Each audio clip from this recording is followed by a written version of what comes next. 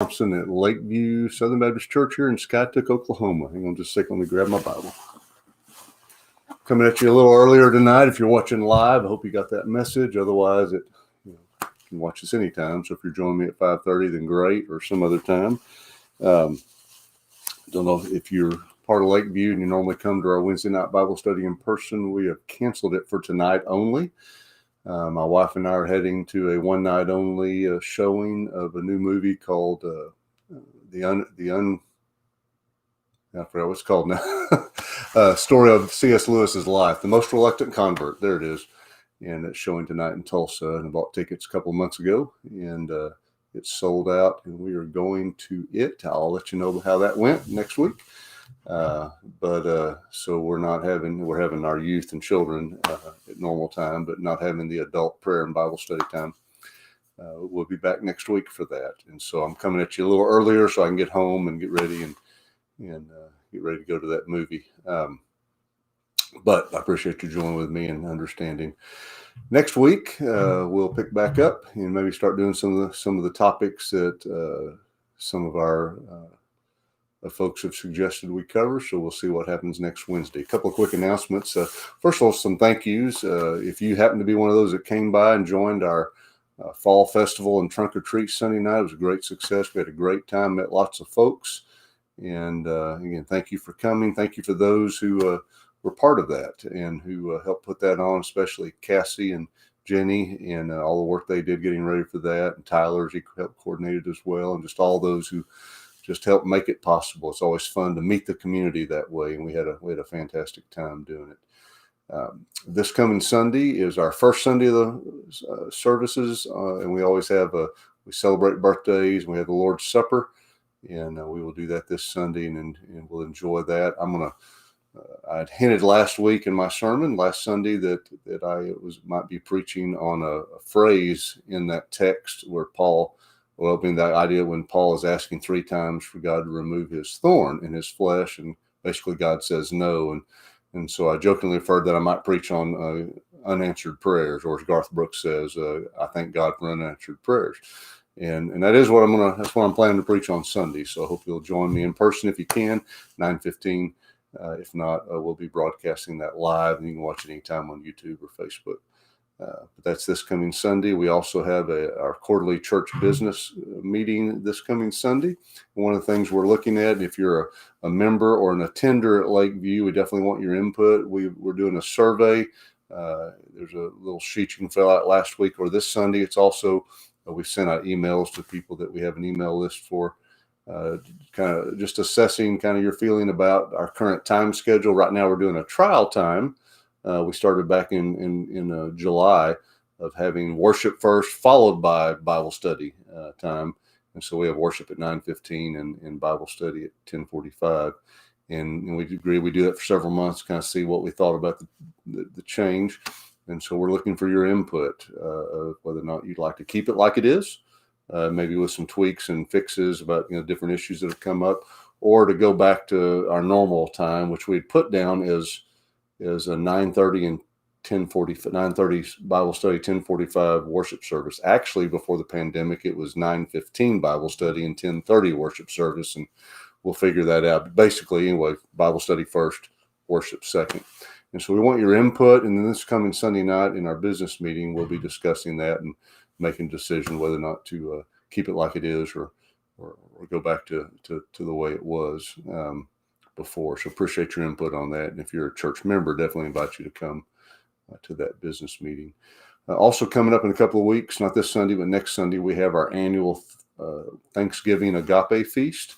And so we will gather that Sunday morning for worship. And then during what would normally be our Sunday school or Bible study time, we will have a Thanksgiving feast, turkey, and inviting you to bring. I think A through M brings the sides, and N through Z brings desserts. But just everybody's invited to come. We'll have a great time celebrating.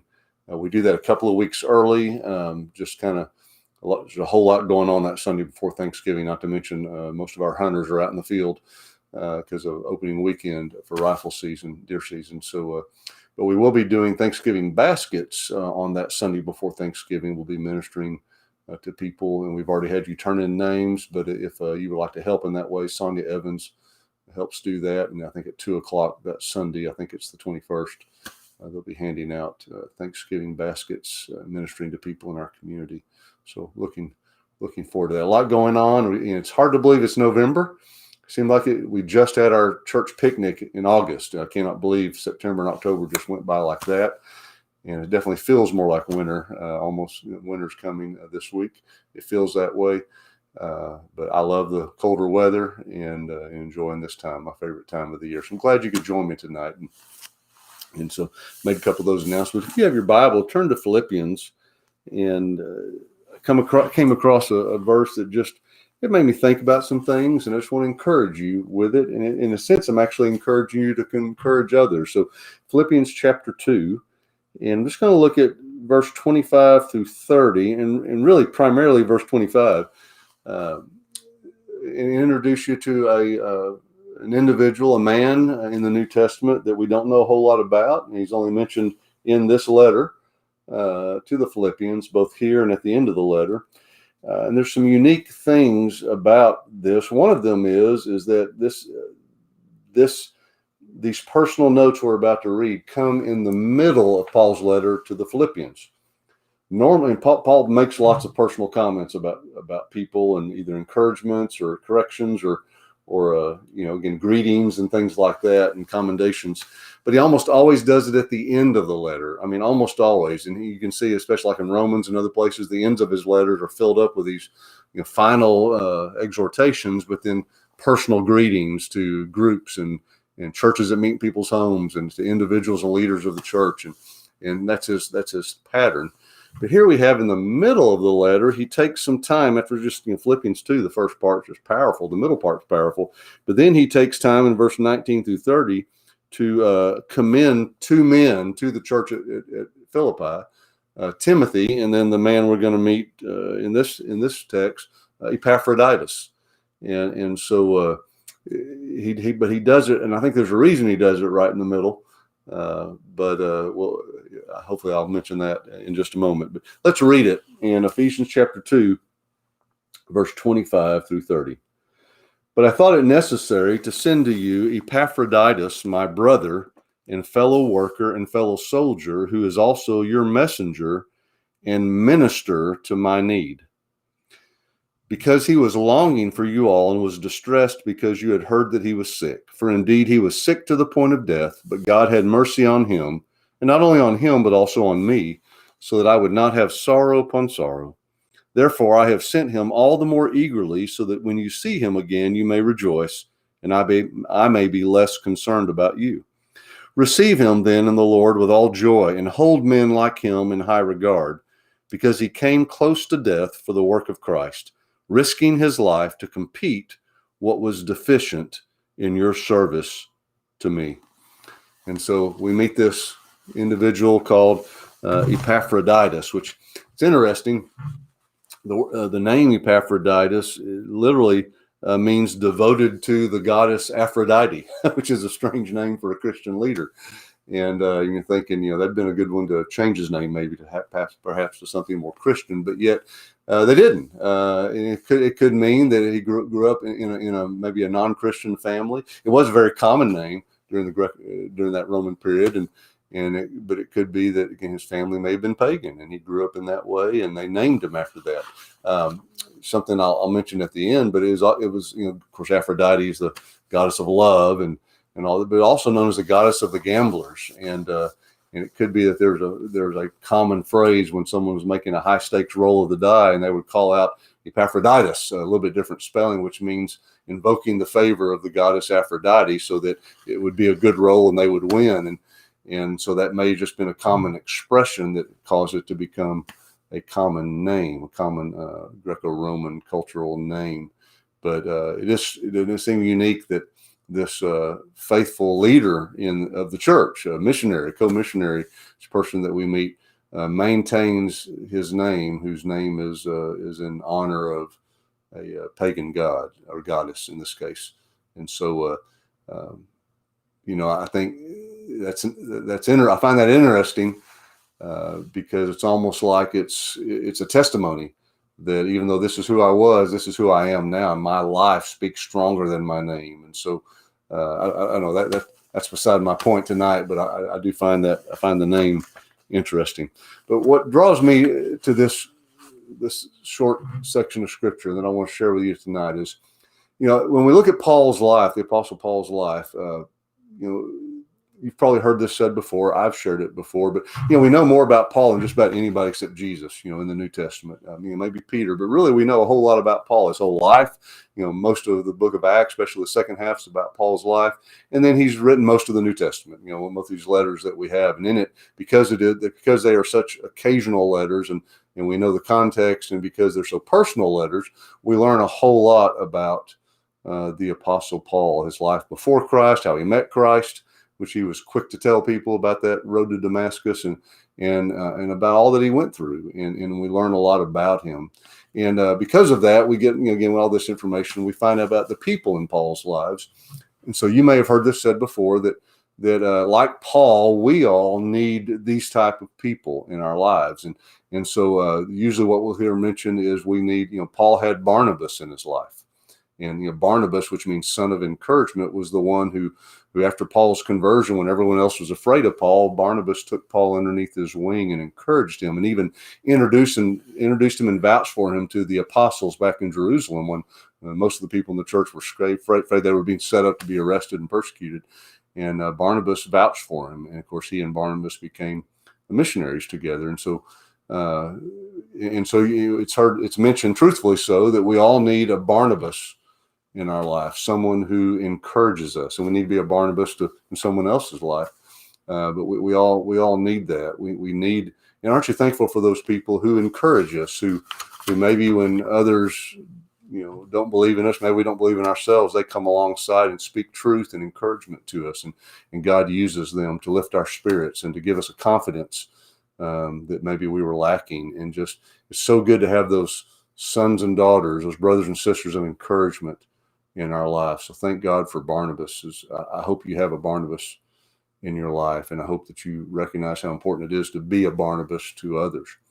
But then the other one we also mentioned, which we see in this chapter, he mentioned two people. First one was Timothy, verses 19 through 24. He commends Timothy and calls him his son in the faith. And of course, he wrote two letters to Timothy, and we meet Timothy, in Acts, and we see that he's with Paul in a lot of these letters, and a lot of his journeys, and co-writing, so to speak, these letters.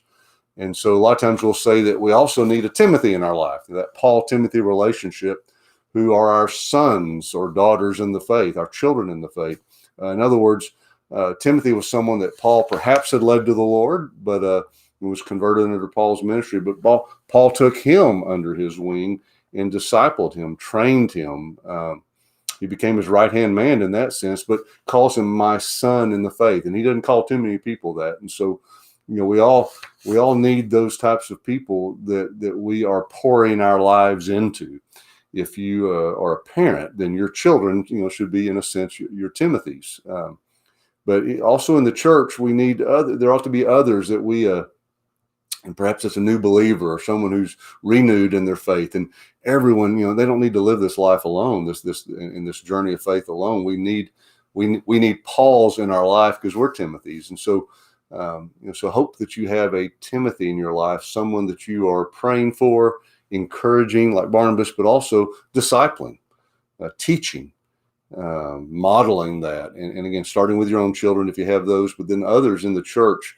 And we have lots of not just children, but adults who need, they're like Timothy, and they need a Paul to come into their life. And so, again, I hope you have that.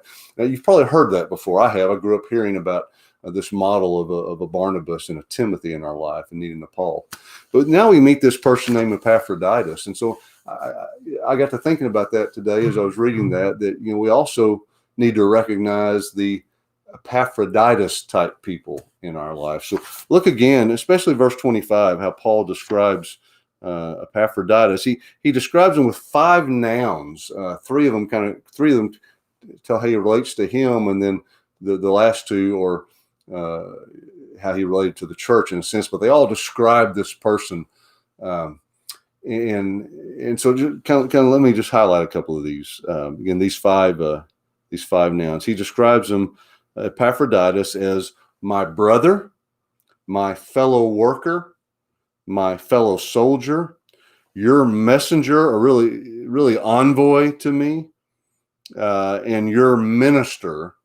And really comes across being the idea of one who serves a priestly function. You're priest to me, to minister to my need.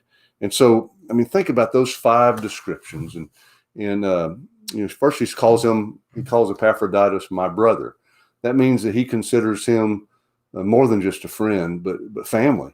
They're united in their faith, and that's one of Paul's favorite words. And that we are brothers and sisters in Christ, and so we are united in our faith. I remember when Jesus is teaching in the house, and his mom and his brothers and sisters show up outside to kind of get him and maybe talk some sense into him, whatever's going on. And so someone says, "Hey, Jesus, your mother and your brothers are outside here to talk to you."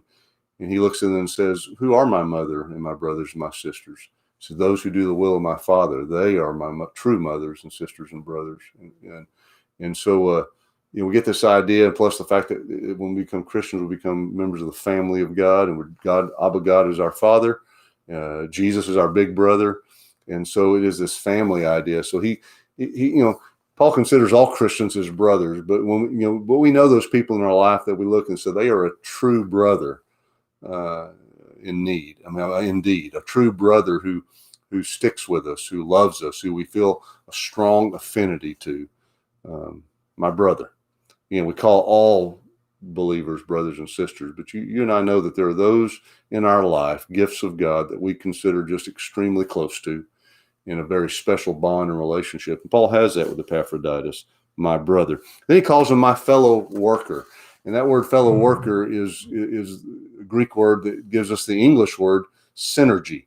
It literally means energy together, working together. In other words, a fellow worker, one who is laboring with me in the sake of the gospel, a fellow missionary. And so he sees him as, again, not just a friend or an acquaintance, but someone who's side by side working together for the sake of Jesus, for the sake of the gospel, working together in the church, serving out of their gifted capacities as God calls and leads to share Christ, but also to disciple and grow the church. And so this is a person in Paul's life that he sees as a true fellow worker. Now, Paul lists lots of different fellow workers: Titus, Timothy, Urbanus, Priscilla, Aquila, Clement, Philemon, Mark, Aristarchus, Demas, Luke, and several others he refers to. But these are basically just co-missionaries, those who are serving in the mission alongside him. And then he calls him, and I like this one, my fellow soldier. And literally, the word soldier comes from a root meaning to camp out, and it's the idea of the soldiers' encampment. That they would be gathered, the army camp. And so, but so literally, he's kind of saying that this is one who is camped out with me, but the idea of soldier means this is more than just a brother, more than just a co-worker. This is one who has joined with me side by side in the conflict, in the battle, in the struggle that's not against flesh and blood, but against principalities and powers. It implies battle and conflict conditions, which Paul knew all too well. We're all in a battle. Sometimes we don't recognize and acknowledge it, but if we had eyes to see, we'd realize every day there's a cosmic battle, and there are enemies, combatants seen and unseen, and there are those with us, fellow combatants, fellow soldiers, seen and unseen, the angels that work alongside us, that minister to our needs, that are fighting in that battle. But we are, and Epaphroditus had become for Paul someone who he could count on, someone who he would entrust his life to, and who entrust we might say those persons who we know they have our back in the midst of the conflict, who stands with us in the struggle. Again, they have our back, we have theirs. And so there's a very tight-knit bond, the phrase band of brothers, so to speak. That's how Paul felt towards Epaphroditus. Epaphroditus was a very important person in Paul's life. And then he describes him with 2 more words from the perspective of the church at Philippi. he says that he is your messenger. Now, when I first read that, I thought it meant angel, angelos, but it's not. It's apostolos. It's the word for apostle. In other words, he says to the church at Philippi, he was your apostle to me, which gives him some authority and some significance there. But the word apostle, at its very basic, means one who is sent out on purpose and with a message, and usually with authority. And sure enough, that's the story we have of Epaphroditus. He apparently was a member of the church at Philippi, a leader at the church at Philippi, and they sent him to Paul wherever Paul's in prison. Most people think Rome. Back last year when we were looking through this, I can think it might have been at Ephesus. Wherever it is, they sent him. They couldn't go, so they sent Epaphroditus because they couldn't serve and minister to Paul. They sent Epaphroditus as their representative and sent money with him that they had collected to help meet Paul's need. That's what he's talking about when he says that he was here, to make up for what you lack. That wasn't a negative term. It's just the recognition that they could not be there, and so he's their representative. They sent him, and so Paul is very thankful by that. He is someone sent by God through the Philippian church. And then the second description, he says, a minister to my need. And that is a Greek word by which we get the English word liturgy, which literally means the work of the people. But it's in the Greco-Roman world, it means any kind of public servant. In the Greek Old Testament, the Septuagint, it is used commonly to describe the priestly work of serving God and serving God's people, of doing service and ministry in worship to God. And this kind of doesn't that reflect the way Paul talks a lot about when we serve God out of our gifted capacities and out of love and obedience. It is our work of ministry. It is our worship to him. And so Epaphroditus was sent by the church at Philippi to bring this gift, to minister in their stead, to help meet Paul's need, and to be a priest to Paul on their behalf, to serve and worship the Lord by serving Paul and helping him in what was going on.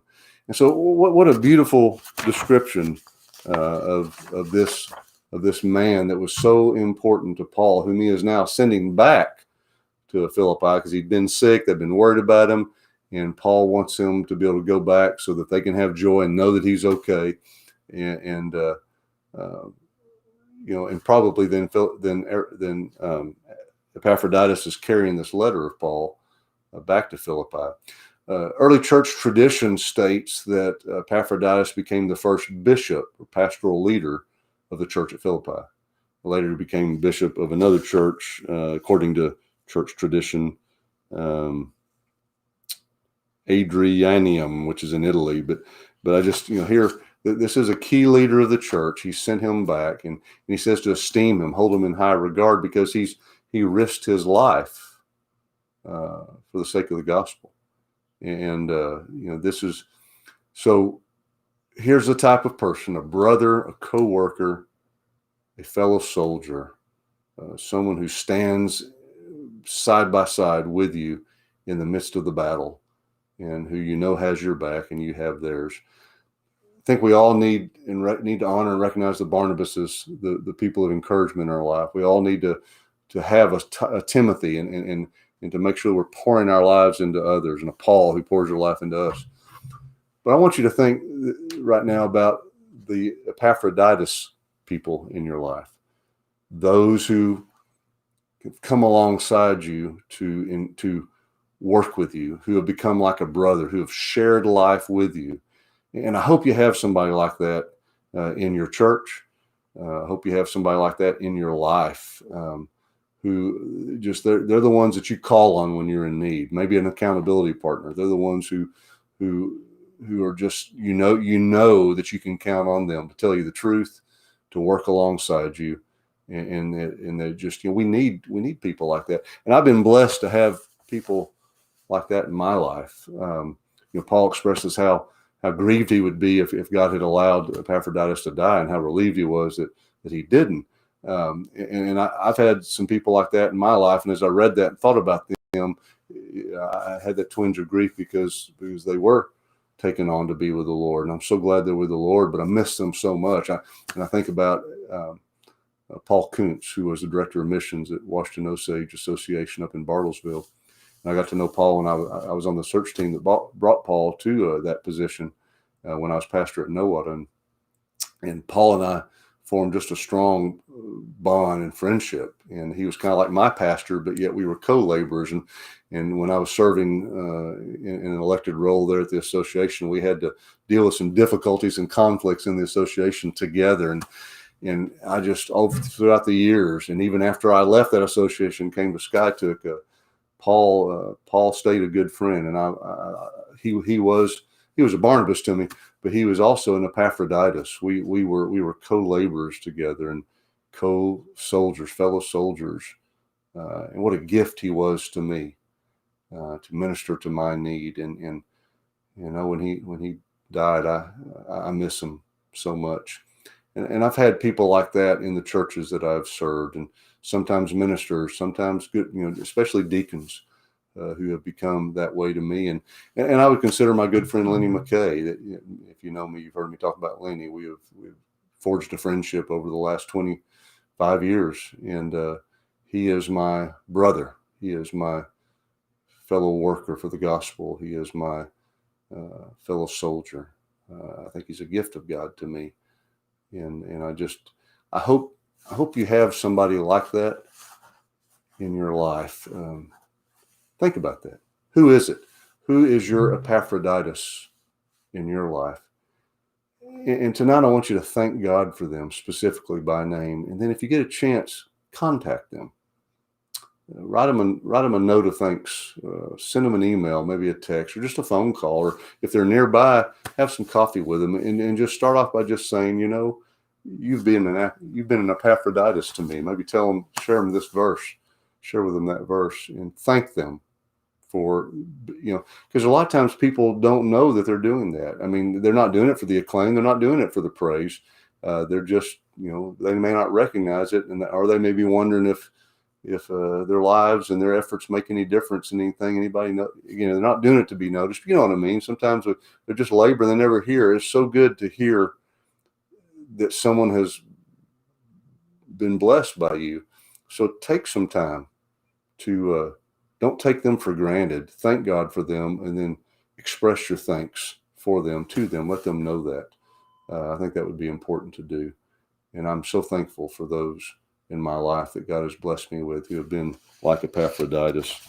That last verse says that Paul says to receive him in the Lord with all joy and hold him in high regard, because he came close to death for the work of Christ, risking his life to complete what was deficient in your service to me.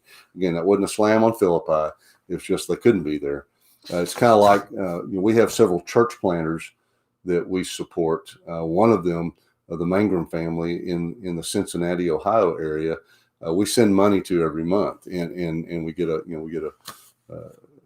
newsletter from them, get to hear what's going on. But I've got to meet them, but I've never been there, and our church had never been there. So this past summer, our youth group and some of our adults went to co-labor with them, to be fellow workers with them in their church plant in the suburb of Cincinnati, and to serve alongside, to suffer a little, to be in the battle together, and to help them in any way that they could. And so that's kind of what our mission team, especially of youth, but the adults who went, were like this Epaphroditus person to them, to the Mangrams there at the church in Cincinnati. We couldn't go, but we send money, and we sent a representative group to minister alongside them. And, when I was thinking about that and reading this, it dawned on me that we got, that I received a personal letter from the pastor. And in that, he thanked me pretty much like Paul did. He thanked me for sending that group and bragged on them about what a great job they had done, and how much that meant, and how they had ministered and honored them. And man, it blessed my heart as a pastor. And so I know that when the Philippians received this letter and had Epaphroditus back there, they were blessed and just beaming, because he's okay, and he had made a difference, and they get to join in Paul's work that way. So, and I've been on other mission trips, same way, other ways that we go and we help people and show up and we represent. So aren't you, that's kind of what he's talking about. And I mentioned his name. Paul says that he risked his life to complete what was deficient. And that word risk, some scholars think it comes from a word which literally means to throw down a stake. And there's some evidence that it was a common phrase. I mentioned this earlier, that in these worshippers of Aphrodite, and Aphrodite being one of the things, being the patron goddess of gamblers, that on a high stakes roll, they would roll the die and yell out Epaphroditus, in other words, asking for the favor of Aphrodite on the roll, so that they could win as they take this gamble, this high risk. And I can imagine Paul did stuff like this. He would do some play on words from the culture, and I can imagine when he's writing this, taking a risk, because most people say this word he's using is maybe a word that he coined, that he's perhaps doing it with a smile, realizing that background, but that saying that, Epaphroditus, kind of like his namesake, but staked his life, gambled his life for the sake of the gospel, and won, and has been honored in a far better way than the pagan gamblers would. And so perhaps there's a little humor going on there. Who knows? But I like the thought that Paul might do that. I mentioned also earlier that this shows up in the middle of the letter instead of at the end, because this is the type of greeting Paul would give at the end. But if you've read Philippians, it's a wonderful letter, short letter to read, full of joy. But but chapter 2 is that part, that famous part where he talks about unity and how we're to put not our own needs and preferences, but the needs and preferences of others ahead of ours. We're to love each other that way. And then he says our example is Jesus. And there's that famous hymn of we call it kenosis, of emptying, the self-emptying of Christ. He says, who emptied himself, and even though he existed in the form of God, and he became a servant and a slave, even to the point of death, and then God will highly exalt him. And then he goes on to say that we need to live like stars that shine in the universe, and to work out our salvation with fear and trembling as God works in us. And so this comes right on the heels of that. And so I liked what one commentator said. He said Epaphroditus was an example of what Paul wrote about in the preceding paragraphs of Philippians. Epaphroditus led a life worthy of the gospel of Christ, Philippians 1. He lived in unity with Paul in the Philippian church, which Paul talks about Philippians 2. He humbly considered others more highly than himself, Philippians 2, 3, and 4. He had the mindset of Christ, who was willing to suffer in order to bring life to others, Philippians 2, 5 through 11. And he did all this without grumbling or complaining, Philippians 2, 14 through 15. Epaphroditus is an example to show us that this is how we live joyfully, putting the needs of others first, even risking our lives for the sake of others, for the sake of the gospel, and being that kind of friend and beloved person to ministers like Paul. Yet his life was lived for the glory of the only true God and the furtherance of the gospel. So thank God for Epaphroditus, and thank God for those like him that he has given to us. May we honor and recognize them, as I suggested, and may we be like that to others. God has put you in your circle of influence in relationships, especially at church, to be like Epaphroditus for others. Who this week, and this Sunday especially, can you come alongside and fight alongside with in this cosmic battle that we're always at war in? Who can you be a true co-worker, not working against, but working for? Who can you come alongside in that way and be a true brother? Start with your pastor and your staff, your deacons, your Sunday school teacher, but there may be others. Just ask God to show you, who can I be like Epaphroditus to, that I can come alongside and prayerfully risk my life by giving of myself for their sake and for the sake of the gospel. Thanks for joining me tonight. Would you pray? Father, I thank you for Epaphroditus. I thank you for his willingness to serve and to sacrifice, his love for you and his love for the church, and especially for people like the Apostle Paul, its leaders. And Lord, I thank you for how he understood the gospel, and that he did not live for himself or his preferences or ideas, but he lived for you and for the sake of others, Lord. I thank you for how you raised him up, and you even used him 2,000 years later as an example to us. May we learn from him and be like him. And Lord, may we recognize those like him in our life and show appropriate gratitude and honor. Thank you, Lord Jesus. In your name we pray. Amen. God bless you. Thanks.